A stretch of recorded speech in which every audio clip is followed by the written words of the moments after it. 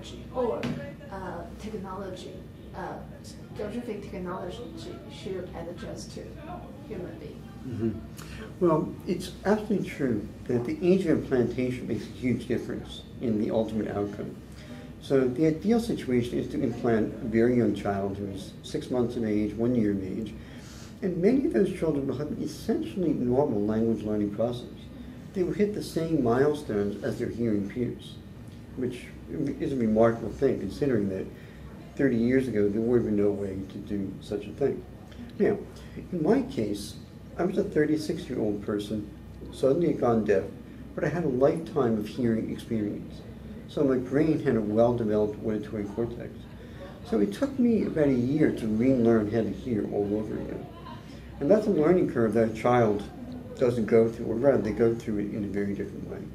Now, if I'd been 36 and I'd never had usable hearing, the outcome would have been entirely different. I would have gained some awareness of sound. So deaf parents, for example, will often get implants so they can hear the kids crying, so they can hear the doorbell ringing, so they can hear the dog barking, but they almost never gain the ability to actually hear spoken English, say, over the telephone or listen to the radio. So that kind of goes back to what I said before, that everyone is deaf, everyone who's deaf is deaf in a different way. It's very intricately dependent on a person's hearing history as they grow up. So have I answered the question that you asked? Yes. I'm not completely sure that I have. I'm curious about, as you think, should technology adjust to human being? So for the cochlear implant, do you think it goes that way, or people has to adjust to the technology? Because you mentioned you can sense the pulse of the electrode, so is that feel comfortable or something?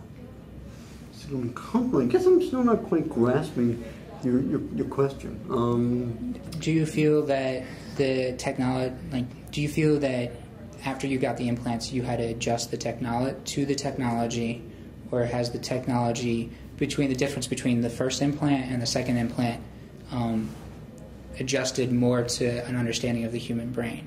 Mm-hmm. Okay. I think I understand your question better now. Okay. So it sounds like you talked about basically about the affordances of technology, whether the technology basically adapts quickly to the human, or whether the human has to adapt to the technology. Is that the kind of question that you're asking? Yeah, it's an interesting question. You know, a cochlear implant, in very few people, is a plug-and-play technology. In very young children, you can put a cochlear implant in, and that's all the hearing that they have ever known. And they usually adjust very rapidly. For an adult, it can be a very disorienting experience. So for me, the first day it was turned on, no spoken language made any sense. Turn on the radio, just complete gibberish. It was a real shock because people would say to me, a cochlear implant is a tool, you have to learn how to use it. And I didn't get that. Like, what do you mean it's a tool? You stick it in your head and you hear. What do you mean you have to learn how to use it? But I really did. So I had to learn, for example, like what an S sounded like. So where's the word, where the words Winnie the Pooh, what do they actually sound like? And that's how I started learning how to use the device. So I would listen to books on tape, and I would read along with the book. So that would help me match up this weird sort of electronic input with the words I was seeing on the page. And that's how my brain learned to map between this weird electronic garble and what I knew it had to be saying. So there's a really extended process of me coming out of the machine way more than halfway. And I can actually play some audio simulations of the cochlear implant's output that'll help you hear that more concretely yourself. So if you can get access to a laptop or something after this, I can actually play some of these simulations for you. I have them on a flash drive. Now, if you look at the other way around, the audiologist will do a great deal of work to customize the device's settings to the person's ear. So it's almost a cycle of mutual learning. So the human learns to use the device, but the audiologist uses the human's feedback to change the device's settings. So that first 6 months, you get this very complicated kind of mutual learning process where the person's learning, and at the same time, the device is being changed, in order to better fit what the human needs. Yeah, talking about that, where do you see upgrades of cochlear implants affecting, or how do you see them affecting people over the next few years as technology keeps improving and we keep throwing more and more transistors in a small space, more capabilities being achieved? I mean, it's not just something you can quickly upgrade. How would you, or how do you see that future playing out? Well, there are three ways you can upgrade a cochlear implant. So the first way is simply by uploading new software into the processor. So if you open up the battery case and look here, you can see that there's an electronic interface. So the audiologist can actually connect a plug to this and upload new software into this device. So for example, when this device was first activated, or rather, when my left ear was first activated, the software I had gave me 8 channels of auditory information. So basically what I did was I took all the sounds of the world and divided them up into 8 frequency bands. So I took all the lowest pitch sounds, directed them to 2 particular electrodes. So the next higher pitch sounds, sent them to 2 electrodes. So it chopped up the world to 8 frequency bands. Now, by comparison, your ear hears thousands of frequency bands. So it's a very dramatic reduction of the frequency resolution of the ear. Anyway, so I started out with 8 channels. But a year later, I got new software uploaded into this that gave me 16 channels. And 2 or 3 years after that, I got software that gave me the equivalent of 191 channels. So I've gotten new software several times, and that's been an upgrade each time. So that's one way of upgrading, just software alone. The second way is to replace the processor. So this is actually my third processor. So my first processor was actually a box about that big that I wore in my belt. And there's a wire that went underneath my shirt up to a headpiece on my ear. So the technology couldn't be miniaturized to be this small. So that was my first processor.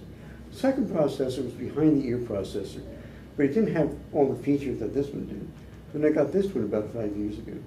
So, you know, new processors come out every couple of years. So that's the second way you upgrade. The third way, which is very rarely done, is to remove a device, surgically remove it, and replace it with a new cochlear implant. That is almost never done for just the purpose of upgrading the implant itself, because the surgical risk of removing a device outweighs the potential gain of putting in a new implant. But in the rare number of cases where an implant fails, the old device will be removed and a new one, and often a more technologically advanced one, will be put in. And that's a kind of upgrade. So it's not impossible that in 5 years, 10 or 15 years, I might choose to upgrade a functioning implant with a new and completely different technology. But it's completely unknown whether I could do that now.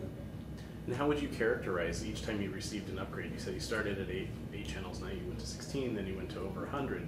How would you characterize those upgrades each time you received them? Well, things sounded different each time.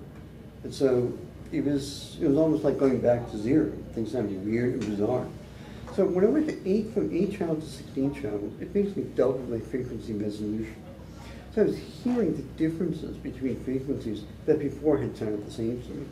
And I had to learn how to hear those differences. Even just in human communication? Not so much in speech. That's the interesting part. So speech is actually pretty restricted in the number of frequencies that the human voice has. So a normal ear will hear anywhere between 50 cycles per second and about 12 to 16,000 cycles per second. But human speech only takes up the range between about 500 cycles per second and 4,000 cycles per second. Okay. So the implant software focuses on that relatively restricted range. It turns out that you can strip almost all the frequency variation of speech and still get very understandable speech. That's why even with only 8 channels, I can use the telephone. But when that was doubled to 16 channels, I was able to hear differences that I hadn't heard before. And it made speech sound different. So, you know, like my mother's voice on the telephone, it sounded so different that I had to hold the phone away from me and look at it to make sure that I was actually dialing her number. Okay? So her voice sounded so different. And then when I upgraded again to 191 channels, again, things sounded very different. So voices would, you know, their timbre changed. My sense of their pitch would change. So some voices would sound more high-pitched, others would sound more low-pitched. Music would sound different. So it was very much a learning process each